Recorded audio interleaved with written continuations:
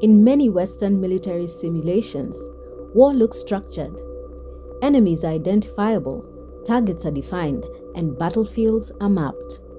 But what happens when AI systems, trained on those assumptions, are deployed in places where war does not look like that? What happens when the algorithm cannot tell who the enemy is? In the last episode, we examined the idea of the human in the loop. The belief that humans remain in control of AI decision-making. But control becomes even more fragile when AI systems move from simulations to real conflict zones, especially in African contexts.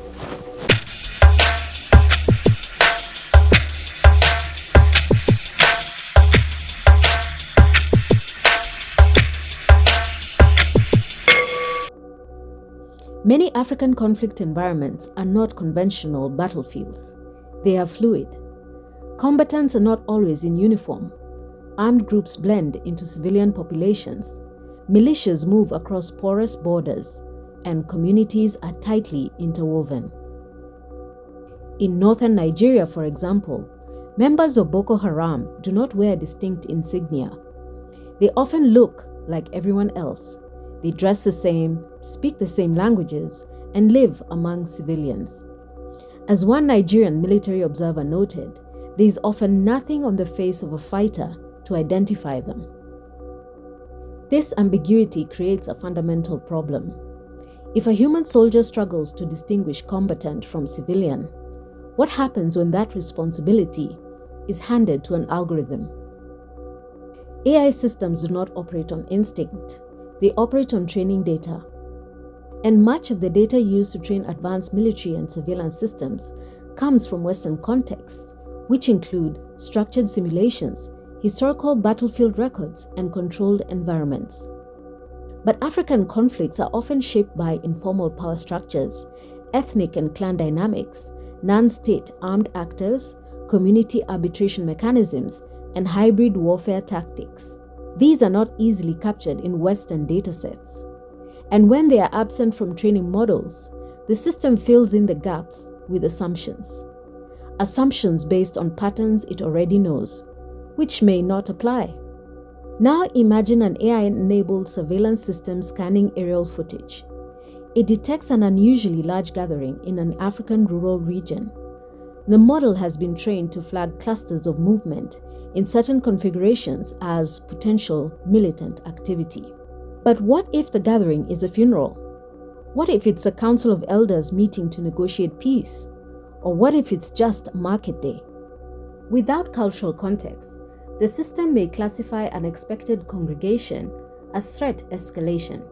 And because AI systems are designed to react quickly, that classification can trigger heightened surveillance, tactical alert status, or even kinetic response, all before a human fully understands what the system is seeing. In volatile regions, that kind of misinterpretation does not remain theoretical. It becomes deadly.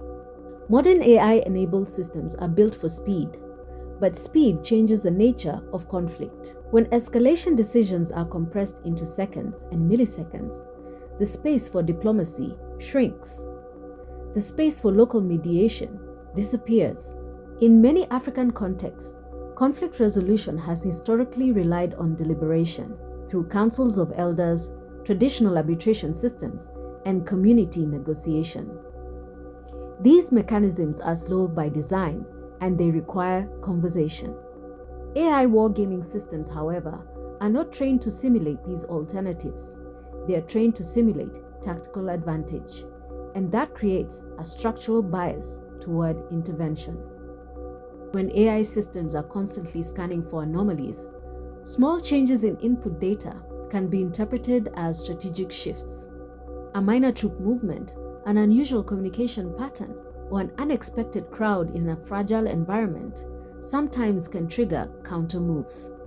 And when both sides are increasingly reliant on automated systems, escalation can happen without either side fully intending it. The danger is not simply that AI will act alone. The danger is that AI automated systems interacting with each other may amplify misunderstandings faster than humans can contain them. There is also a geopolitical dimension. Many African states do not build these systems domestically.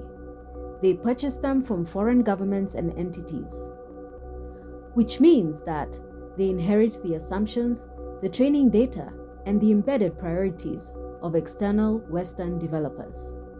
This creates a power asymmetry, and in highly sensitive conflict environments, that disconnect matters. When AI enters African conflict zones, it does not enter neutral spaces. It enters environments shaped by colonial legacies, fragile institutions, and deeply contextual social dynamics. If these systems misread context, they do not just produce error, they risk escalating violence. And so the question is no longer simply whether AI can win wars. The question is whether it understands the wars it is entering. In the next episode, we examine something even more fundamental. What if the problem is not just context, but bias? What happens when AI systems systematically misread certain faces, languages, and communities? And what does that mean for African societies increasingly governed by AI systems?